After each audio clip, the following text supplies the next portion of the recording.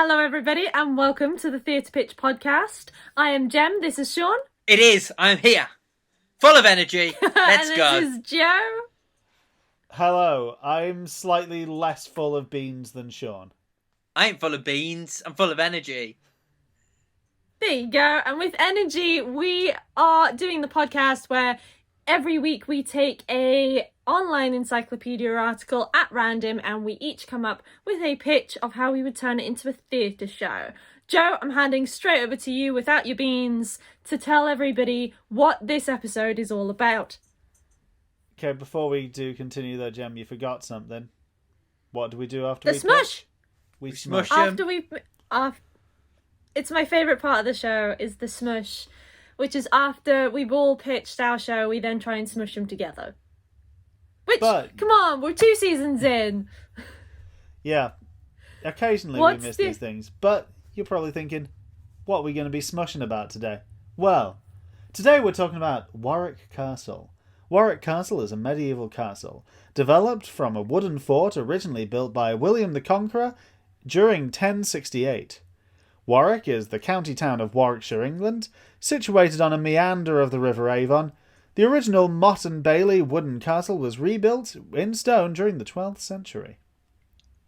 Ooh. How did you guys find this one? Easy as fuck. Easy peasy. I even have books to reference and like a real life show because I'm amazing. And I even know how we're going to decide who goes first. Okay. Who has done a site-specific piece? I have. I think I have. It's not necessarily... It's not technically... Yes, I have. It's not Have you, Joe? I mean, you know, if Joe's going first. Joe's going first. Joe should go first. My plan was, because it was so obvious to do a site-specific piece, I was gonna suggest the person who hasn't done a site-specific piece to go first.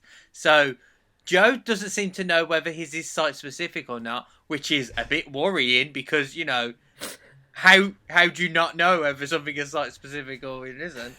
It's almost like you haven't thought of it yet. And to put you on more pressure, maybe you should go first. Well, you know, I mean, who can I turn to in this sort of time? I mean, I just got to do it. So, basically, for anyone who was listening last week, you'll note that our pitches all revolved around the Montecito Picture Company, who made a lot of kind of pretty good, like, early noughties comedies. And I want to bring up one thing about the article that has mainly inspired my piece, which is the very first line of the article, which is, the article is about the castle in Warwickshire. For the pub in London, see Warwick Castle, Maida Vale. So I want to hark back to 2 of the classics of the early 2000s, namely the Martin Lawrence vehicle Black Knight and Harold and Kumar Get the Munchies. Okay. I also kind of a bit Dude, Where's My Car? I want to present a stage comedy about a pair of friends who they are on a night out and they're heading to they're meeting their friends at the Warwick Castle in Maida Vale. But somehow they end up drinking the wrong drink, and when they wake up, it's 1068 and they're back in Warwick Castle.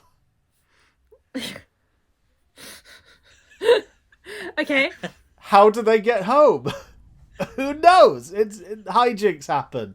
They stop an invasion of England. They become lords.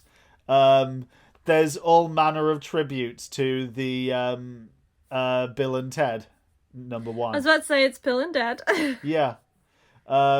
Basically, I want to do kind of... I want to once again... I'm really adamant. I'm going to somehow find a way to do an early noughties comedy film on stage. and I'm tempted to suggest doing it as a site-specific theatre piece at Warwick Castle, because I love the idea of taking that sort of premise of a site-specific theatre piece and applying it to a lowbrow stoner comedy. Yes. I'm writing on my notes, Yes. lowbrow, site-specific stoner comedy. I'm sorry that unlike other things, it doesn't have, it's not Star Express, it doesn't have any boats or trains or planes. But, it's what it is. But Any I love questions? the Warwick Castle is just a mere half an hour drive to the NEC, which is where, as we all know, is where they're building a 360 set for a new production of Starlight Express. Yeah. So it could be, Joe. It could be a double ticket sort of thing. Could be.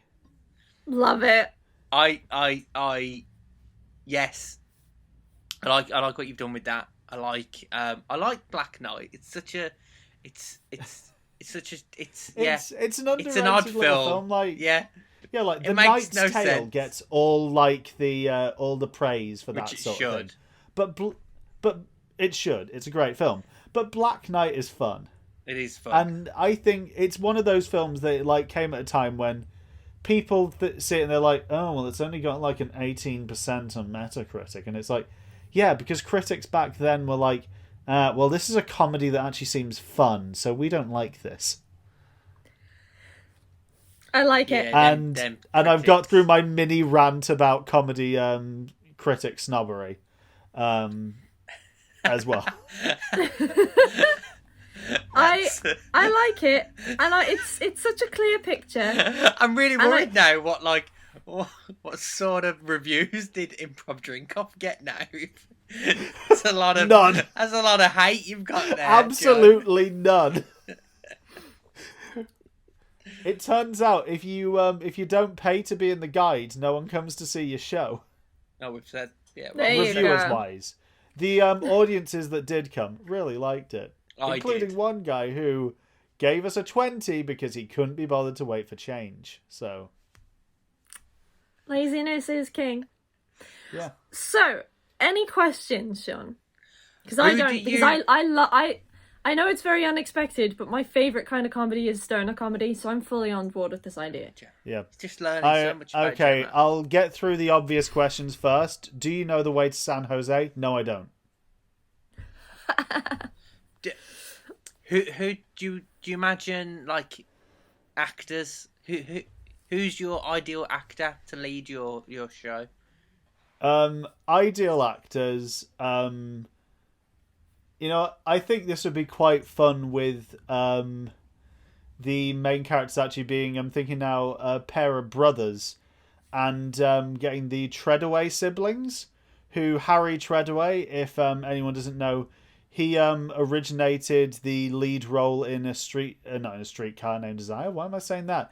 In The Curious Incident of the Dog in the Nighttime. That's a completely different play. Because they're similar. Yeah, I don't know where that came from. Or at least I think he originated it. He was in it. He was good. But basically, they're just a pair of brothers who are good at film acting and theatre acting, which is why I think they'd be good for this, because, you sometimes get performers who are great theatrical performers, then you put them on screen and they're way too big. Or vice versa, and they're way too small. I think they're both very good at actually balancing it for each of them. So I think they'd be able to bring that filmic sensibility, but deliver it in a theatrical way. That's a good answer. Fantastic. Yeah. I thought you was gonna go when you said brothers. I thought you was gonna go to Hemsworth. No, we can't have them be too hot. You get the So, third. Sean, There's a third one in there. Sean, I have a question. I Sean, may I have have a an question answer. for you about your pitch. Before you even pitch, is yours entertaining or not? Because this article really, really triggered me and my social justice princess. Gemma. So, yeah. It's a castle. I had the opportunity to use a castle as a performance space. Of course, mine's entertaining and not serious at all. Okay, then I'll go next. Yeah, just please remember, Sean, Jem has set some heavy promises, promises here that she's going to deliver something serious. So you better bring the fun afterwards, okay? I'll do my best. Jem's gonna change the world, and I'm gonna be silly afterwards. Okay, so I love history, and I got really into just reading about all the history, and then I realised, I'm going to find a theatre pitch. You know, every time we do, you know, when like a new footballer like signs for Chelsea, and he's always like, "Oh, I've been a Chelsea fan my whole life." That's how I feel that you do every pitch. You're like, "Oh, I love history. Oh, I really like science. Oh, I love space." I felt like it was one of those things, when you get like people who it's almost like first date things where you're like, "Hey, do you like music?" I'm so into music. I love history. Oh, which part? Just like all of it that happened before. I am a nerd of broad tastes. I am a nerd of broad before tastes. This moment, love it. And then when they throw a curveball, like, "Oh, I'm really into snowboarding," and you're like, "Oh crap." I've watched the Olympics. I love that Tony Hawk. He's a skateboarder. Oh, yeah. So I really like stoner comedy. There's your curveball. Oh, great. What's your favourite Cheech and Chong film? I Joe, started as I was reading this article. As I was reading this article, I got really kind of triggered in the social political justice part of it. There's a lot of gravitas around the Warwick Castle and the fact that it's been around since 918. It's been around since the beginning of, I can't even imagine time being that long. And it still stands today, and yes, it's had some renovations, but mainly it's been this pawn in this political chess game throughout history, as it's been captured in order to get further into the north, or it's been bartered between, or it's been given to duchesses and barons and things like that. And it was this, to me, I was just looking at this castle as a chess piece on a board of historical politics. And then I started thinking, okay, because I love Knight's Tale as well, but then I started thinking, well, what are the political chess pieces of today? And if we were to look back on today from the future, like we're looking back at 1918's today from now, what would they be looking at? And whereas back then we look at their stuff and it's castles and it's land and it's things that are all to do with the values of life, of building and finding sustenance and building a society. The things that we value in today's society are corporations and are money. And so I thought I really wanted to highlight this idea of, and try and get people to consider how we're going to be viewed as a cultural value now, and what are the pawns within our political and social political landscape now. And so my piece takes part in the BP head office in London. Either the BP head office or Unilever or HSBC or potentially even Apple out in California. But essentially BP, Unilever and HSBC are the three biggest corporations in the UK right now. And their buildings are a place where that takes part, and it's very much, I wanted to place the show in that as a political statement. And so what the show is it's a Shakespearean kind of take on it, kind of like Romeo plus Juliet, where it adapted the Shakespearean Romeo and Juliet into modern day. It is the story of Warwick Castle. My pitch is the story of Warwick Castle, historically accurate, but told at the BP head office.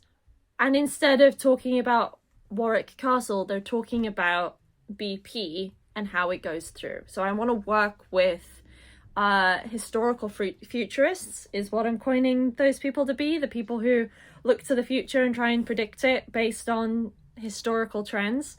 I want to work with them to develop this idea and this story of saying, okay, if we were to look 1,000 years in the future, where are we going to be, and what are the social trends going to be, and how is that going to reflect on us now? Where are we going, and how do all of these political pawn pieces start working?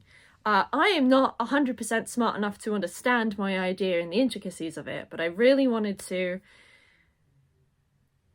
juxtapose this idea of somewhat Shakespearean language, somewhat old-timey themes and costumes and stylings, and taking a sort of more Shakespearean globe-based theatre, but placing it not in a historical context, placing it in a currently historically significant context.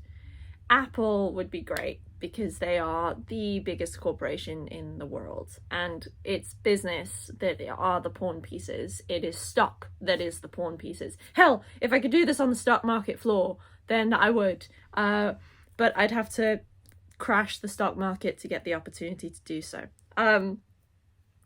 So yeah, that was kind of my idea, was the story of Warwick Castle, the story of English history, but told replacing our current day as that historical point, in order for us to try and encourage the audience to consider what their current actions are doing to the historical landscape, and how we live our lives now are actually going to impact the pawn pieces that we move going forward. Told you it wasn't fun. So it is a visual story of Warwick Castle, but you've substituted Warwick Castle for a big corporation. Yes. Okay. So, I'm glad I went after you in terms of the questions here, Sean, because pretty much I had the odds and ends of asking why Warwick Castle inspired this, but I think you pretty much got there. I feel like I can see your point of why it inspired it, but you can see also how I say this, take it from me who just pitched a stoner comedy about time travel based on a disclaimer at the beginning of the article. But you can see how I was like at first, is this connected to Warwick Castle directly? No, it's Warwick Castle was a chess piece, just as stocks are chess pieces. Stocks, yes, they make or break a financial industry, but ultimately how we move stock around the stock market is just a chess game played by billionaires in order to manipulate finances rather than funds, because we have the land, we have food, we have Wi-Fi, we have all of the things to survive. Now we hoard money. We don't hoard land, we hoard money now. And so that's what I really wanted to showcase. No, I just wanted to say one thing that I realised while you were saying this that is now kind of messing with my head, I gotta be honest, is I realised that, when you said about how Romeo plus Juliet put it into a modern setting? Yeah. That film was 25 years ago, which means it's nearly as far in the past as Marty McFly travelled. Yeah. Yeah. It's basically not modern anymore. One thing I do want to add that I also wanted to include as an element in the show is there is a line in the article about how somewhere in Warwick Castle's lifetime at the time of Henry II, it was owned by a duchess. I can't remember her name off the top of my head, but when her husband John died, the castle was taken off of her and given back to Henry II until a couple of years later she found another husband, and then the castle was given back to her. And the article really skimmed over those gender politics and the sex politics of a woman can't own a castle. Despite the fact that the very first owner of that castle was a woman. It was the daughter of the man who owned the old-timey, I can't remember his name, Alfred. But yeah, I kind of wanted to look at... I also wanted to layer in that idea of, even in the stock market today, even in the world of corporation, those gender politics still exist in a mind-bogglingly stupid way. And just wanted to check, like, Alan, because you've kind of posed what you're exploring, but ultimately, what would you say is the kind of, like, conclusion in terms of, because there's a lot covered here, like, you know, kind of, is it kind of like a thing of saying, you know, that some things don't really change, or that, like, some changes are for good, or what, like, that there's a long road ahead of us towards, like, some kind of sense of political kind of stability or clarity? Or one of the things that kind of prompted this idea of looking at corporations is that this castle was put as a foothold in order to defend a country. Then it held significant historical value, and it was this gift offered in historical value with power attached to it. Then it was bought by a billionaire, basically, and turned into a county house. So it went for private use. And then in the 70s, it was bought by the Two Sword Group. It was bought by a corporation. And this piece of history that dates back and predates England. It goes back to the late 900s, is owned by Merlin Entertainment. It is owned and monopolized and monetized by a corporation, and a private corporation at that, which I will start that rant about how history doesn't belong in the hands of corporations. It belongs in the hands of the nation it founded, a different episode. But Jem, I know what you're saying, but the Merlin annual pass is great value. But it's making somebody money that actually that money should be going. I'm all for national museums. I'm all for national ownership of galleries and artworks and things like that, because it's making money for preservation. It's making money for that country. But Merlin is a private held company, and I don't feel like they should be profiteering off of Warwick Castle. But I think it's with my show, it's telling the story, and it's decidedly juxtaposing the glass and steel and modern building that is the BP office building to, you know, I was half tempted to say we're going to put them in medieval costumes. We're going to have Henry the King. We're going to have all of that. So it's definitely juxtaposing. So people are forcibly looking at it going, why is this set here? But then it's referencing the BP. It's referencing corporation. And I feel like it tells this story of essentially Game of Thrones, but concludes on that note of the history that came before us is now owned by corporations. Corporations are now owned by, and that's where the sort of future gazing kind of comes in, kind of almost in a negative way, I guess, in order to try and prompt people to consider this idea of how much power we give to corporations over even our history. But that's a political rant for me for some other time. Well, if you had a company called Merlin and a castle came up for sale, you'd buy it though, wouldn't you? You'd buy it. You'd be like, well, I we need would, one. if I was Merlin, or if I was pitching to Merlin to be in Warwick Castle, I would be pitching a magic-based wizardry, immersive scavenger hunt, or something like that. You can't do it. You can't pitch another show. You can't do it. You I'm had not a castle. going to. You had a castle. You had a castle that was built, and instead of using that castle, you went on a big metaphor. And Jem, I promise you that this was your last chance to do something based on a castle. If a random castle comes up again, we're not taking it. No, he's we've done moving a on. castle. We're not doing We it can't next do time. that. We've done a castle. Yeah. This is why I said that it wasn't going to be fun, because it just made me angry. I'm angry that you didn't use the castle. Well, It you've made really me started angry, something, and then Jem. it threw the factoid at me that because this woman was single, the castle and her home was taken away from her until she found another man. That set me off quite badly, and so I wasn't in the mood for fun when I came up with this, and I have no idea how I would negotiate to use the BP's headquarters. But none of them are going to give you a headquarters. None of them are going to say, I want to do a show about how bad corporations are owning stuff. Can I use your building to do that, please? Mr. Apple, sir. Hey, yeah, I wanted to do a play. It's like a version of King Lear, but King Lear is Donald Trump. Can we use Trump Towers? yeah. This is why we do theatre. Imagine King Lear's entrance on the escalator.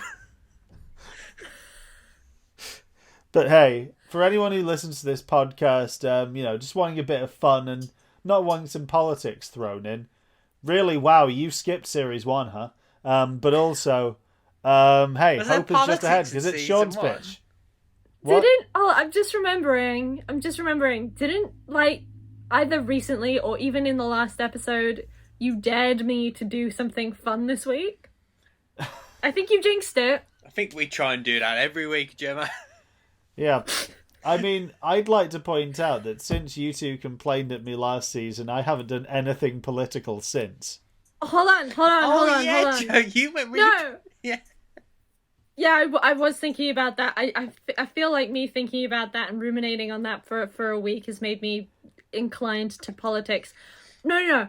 I pitched at the beginning of the season, strapping a GoPro to a dog, and you guys shut me down. I'm not handing you my kind of fun anymore. Yeah, because, Jem, Yeah, that's fun. That was your Is idea. there anybody Gemma? out there who thinks that's theatre? It's a GoPro on a dog. Fun fact, I was recently gifted a little toy remote control robot that has the perfect flat head that I strap a GoPro to now. It may not be a dog, but it's a little robot that dances. Do you know what? As much as we like to knock the GoPro on the dog idea, that's the furthest any of us have ever got with one of these pitches. She's made it a reality, Joe. She's made it a reality. She has. I would have gotten a here dog, I am, but... just kind of nowhere closer to making any of the shows. So, guys... But Sean, what's your show? Do you want to know my idea? Yeah, Sean, what's your show? Yeah. So, the article was a castle. I shit you not, a castle. So, I've done... Guess what? The guy who really likes site-specific and immersive stuff. I'm doing a site-specific, sort of immersive piece within the castle. What? Like right. it. So, can I ask, Sean, is yours also a tribute to early 2000s stoner comedy? No. Of course not. So, one of my crutches in theatre design at university was always, I can't think of an idea. I need to find a book that I like and turn it into an immersive show. So, I was like, well, I'm going to do a site-specific show. I need to find like a book or a film and just turn that into the show. So, I don't know what you're saying, Jim. So, obviously, I went straight to Alice in Wonderland, which I always do. And I was like, no, not doing that. No. I was like, oh, Princess Bride. No, I'm not doing that. And then I stumbled across a book from my childhood. Well, not my childhood. My early teens. And I don't know if I've mentioned this before on the pod. Like, I'm a massive nerd, but I was a massive nerd before it was really cool to be a nerd. So I couldn't really tell anyone at school that I was really into like Dungeons and Dragons and sci-fi. So this book here, like, this is one of many books. This is called like The City of Thieves. And this is like a really nerdy nearly nerdy D&D book, and it's called like a fighting fantasy book, and basically it's a D&D book if you've got no friends to dungeon master, so the book becomes the dungeon master, and the way Wait, it is. so is it like a choose your own adventure? It's a it's sort of, yeah, choose your own adventure. You sort of like there'll be a passage, there'll be like, it's got a number and a paragraph, and you do that, and it would say, oh, go to page 7, section blah blah, and you go and you'd carry on reading, you'd go to that, So my idea for Warwick Castle is it's a choose your own adventure, site specific, Dungeons and Dragons style performance, where you go in as your team and you get a guide. And your guide is going to take you one way, and the team decides they're going to do this. So then you end up going this. And essentially, you'll go from, you have one starting point, and that starting point will have like 3 options, and you'll go one way. And then that way will have 3 options, and it's scattered around the castle. So at any one time, you could have like 10 groups like in the castle, 10 like adventurer groups in the castle going around and engaging or interacting with each of the set up scenes. And your guide takes you out and you decide, and you do this, like, oh, we're going to fight this person, or you go and meet this guy and he gives you a riddle, and like, and then you get to one point and it's like, oh, you failed. You failed. It's a lot like, you know that kids TV show I'm obsessed with called Nightmare, when it's sort of like you got a team and you go into each bit, and it's I was literally about to say it's all Nightmare, bringing all of that back and bringing all of that back. So it's like a choose your own adventure, D&D style adventure within the castle. I mean we can rip off one of these books. They're great, and that's the thing. You're going to have lots of questions. Logistically, how do we do it? Warwick Castle is really good. No, Jem, don't worry, I've already thought this through. Warwick Castle is really good. I'm sure when you grew up in like the same area as me, so I'm sure you probably went to Warwick Castle a couple of times. What you will note there is, yes, I did, but Yes. Sean couldn't bring himself to say, Joe, you grew up in Birmingham. I'm not going to say. He Right. couldn't even do it in I that stopped. instance, I stopped. just to save time. I'm not. He's from Sutton Coldfield. So Even though Warwick I have Castle. literally shown Sean my birth certificate proving I was born in Birmingham. Warwick Castle is And really. you wonder why Joe is political. Warwick Castle is really good, but it does loads of events. So it does loads of like reenactments of whatever. It does loads of jousting. You know that stuff. You know that sort of stuff. It does. There's a it does, trebuchet. It throws big rocks. yeah, it has drive-in cinemas there as well. It's like it's set up for big events. So logistically, something like this over like a week is doable, and it's not just doable. So there's a real world sort of theatre show that does something similar, where you have groups of people going around the spaces and interacting, and it gets reset in the crystal. Have you ever heard of the Crystal Maze? Anyone? Yes. Yes, So of course. There's an actual real version of it in London that you can go to, and how that logistically works is when one group goes into an area, they have their guide, and they do all of the challenges, and they sometimes they get the crystal, sometimes they don't. They do that, but what the groups don't realise is that there's a second like security guard sort of thing behind them, and what he does is he follows the group without the group knowing, and resets all of the tasks, all of the stuff that they've interacted with. So if they've won a crystal, he puts the crystal back. If they've done like a task where they had to move things, the person does all of that. So then when the other group comes in behind them, like not like 5 minutes later, the whole space is completely set up again. So that's what we'll do in Warwick Castle. We'll have the guide, we'll have the team, and they'll go to their spot where they interact, and then they'll leave, and then the person behind them will reset everything within like a minute. So if another group takes that option, that it's completely ready for them straight away, and that's how you can have like multiple groups in this same space, interacting with the similar stuff quickly after one another. That's my idea. I did that with a show in London called You Me Bum Bum Train, and I was performing, and that's how we did it. Was we reset, and you had 5 minutes between each scene, or a couple of minutes between each scene, and it meant that, like, as a performer that was being interacted with by the audience, you had like an 8-hour day of performing, you know, continuously, which is super fun but exhausting. But mainly, for anybody who's been actually watching this, you've seen me freak out throughout Sean's pitch. Oh, I thought you needed Sean, I have toilet. 2 questions. I may have answers. 1, can I dress up? 2, can I bring a sword? You've got to audition. Oh, can you dress up? Can you be in it, Jet? Oh, you want to take part? You want to be an audience member? Of course you can dress up. Of course you can dress up. I'm going to bring a sword. I don't think we can let audience members bring swords. Yeah. But I'm not the audience member, I'm a co-producer. Yeah, but if you're there in an audience capacity, you can't have a sword. More establishing. The audience members will get weaponry. I will allow it. But they won't be allowed to provide their own. I'm just they won't. checking They won't be allowed to provide their own. It'll have to be weaponry provided for them.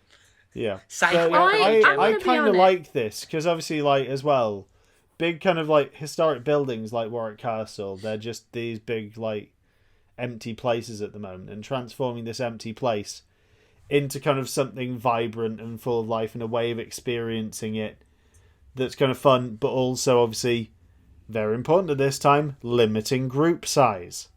Yeah. Plus it's, as well, you know, like my pitch last week where I said like something like this is very, very relevant and could be, you know, people. D&D is having like a massive resurgence, and it's like people like just like letting themselves go. Cosplaying is massive now, so people could cosplay as their like D&D character. I could arrive Joe as Arthur Leafwood. You know what I mean? People could.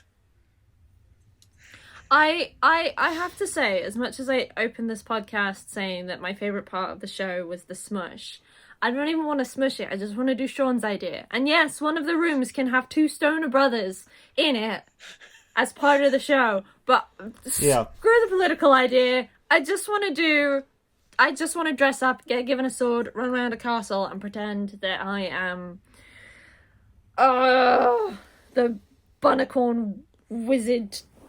I don't know, warrior, princess, queen. Yeah. Yes. Gemma, next time we get a really cool building, just let yourself give in. You don't have... Sometimes, Gemma, theatre doesn't have to say stuff. It doesn't have to try and change. It can just sometimes be fun. Yeah, well, you know what, Gem, like, I looked at this and I thought, oh, how are we going to get these together? Like, who can I turn to just, like, push these in the right direction? But then I thought, actually, you know what? What about, Sean, if we just had it so that, like, you had different guides depending on it? Once again, using the idea of keep coming back to get different people. So one guide could be like your pure kind of D&D fantasy type DM almost. One time round, you're there like your guide is someone who's got lost in time and you have to try and help them get home. And one time, it's someone who keeps trying to tell you about the socioeconomic conditions of women in the 11th century. I like that. So each guide will have their own unique side quest. Yeah. Yes. I was also thinking each guide because you know how D&D's got the scale of like if your character's good or if they're bad. You could have different guides on that scale. So you could have a guide that is lawfully good and is more willing to help you if you do something correct, or you've got like a guide that is like chaotic evil. So if you take the decision where like you kill a peasant, he's like, yes, pal, is a secret way, and that you've got to figure that out as well with your guide, like how to get him to help. Yeah, oh my god, guys, I like we're it. so good at thinking of it. ideas. I want to do it. I want to do it. I want to do it. Yeah. Like, Sean, you know what? Kind of, yeah. I think we've got a good idea smushed together here. Basically taking small parts of my gems and forcing them into yours, but yeah. Yeah. And that's how I like it. You know what? Like... So, guys... Thank you, everybody, for listening. Sean, do you want to just... I just want to go and play... I just want to go and play with this idea now. I want to go and fantasize about running around a castle with a sword. You know, we could have spent a while debating this, but instead now just take the short way home. Just like get in, get an idea, get out. Yep. And talking of getting it out, if you want to follow us on social media, that's a poor segue. We're on the social media. We're on YouTube. We're on Instagram, Facebook, and Twitter. And did I miss one? I don't know. But if you just Google OFITD into whatever social media you're on, you might find us. Or quickly, you could just go into the description of whatever you're listening or watching this on. You'll find our link tree, and on there you'll see it all. You can click on it, click on all the stuff. Do that, and if you want to follow me on Instagram and Twitter, you can do that at Still Shawnee B. And if you want to follow Gemma on all that stuff, you can do that by going on to OFITD_gem with a J, or follow my other podcast, Happiness Anonymous Show. Well done. And if you want to do all that with Joe as well, you can do that by... You can go to @NotJoeRanchka on Twitter. That's NOTJOERACZKA. And you can also find me on Cannon Fodder with Joe and Joe. New episode coming sometime this year. Boat Club. We just released recently our Valentine's Day special in podcast form. And you can also hear me on part 2 of Little Boots, a new audio adaptation of the life of Caligula. Available thanks to Blood, Sweat and Tea Productions. So look for that on your podcast app as well. Whoa, I was meant to be there's the busy more. one. Yeah. Joe's ending. Yeah, I'm just plugging everything, you know, like what the world needs now is sweet plugs, baby. I thought I was meant to be the busy one. But Joe, hey, you're making me feel lazy. but hey Joe, tell us what next week's, not Wikipedia, Yes. not website page that I've not said Wikipedia thing. Random online encyclopedia article. That's the one. There you go. Like, let's not get caught up in accidentally saying what the online encyclopedia is. We don't want to give the audience deja vu. But I have been using the randomizer on our random encyclopedia, and I have got a doozy for next week. It is Zimbabwe women's national field hockey team at the 1980 Summer Olympics. Yes, that's right. We're back. After last season, we Olympics. took not one but 2 trips to the late 70s, early 80s Olympics. We're back in the Zimbabwe. 1980 Summer Olympics, and we're following the Zimbabwe women's national field hockey team. You know what? Yes. I'm just being myself when I say I'm looking forward to it. Yeah, cool. It's gonna get personal next week. It's gonna get personal. It's gonna get political. It's a women's sports team. Hey, I Jeff, used to play I'm sorry. field hockey. If you don't make this political, I really will not understand you at all. And I will promise something now. I won't just take the easy route of pitching Cool Runnings, but with the women's national field hockey team in Nigeria. Oh, see now, I thought the lazy route would be doing like a league of their own. Oh yeah, that would be an easier route and a better one. Like a better But one. hey. Oh no, you know Okay. what? Thinking of it now, it is a good film. Even Madonna's great good film. in it. Yeah. Yeah. Okay, well, on that bombshell, and on that note, thank you everybody for listening, Sorry, and we will Jem, see this you isn't Top Gear. What are you doing? Yeah. I know. But I was like, and on that, and I was like, oh no, Yeah. she's boring. And then But I went hey, with the next word my brain gave me, which is clearly just repetitive. But Hey Joe, did you have on something all to of say? that, What? I was just going to say, fun game for everyone listening at home. If you've made it to the end of this podcast, give a listen back to the podcast and see if you can spot how many Dionne Warwick song titles I got into this week's episode. I'm proud of you, Joe. I didn't even notice. I'll give you a spoiler. It's above 15. Can I Thanks text for you listening, next everybody. week which Go band to enjoy. do? Go enjoy Diane Warwick. Bye. Pitch out, bitches.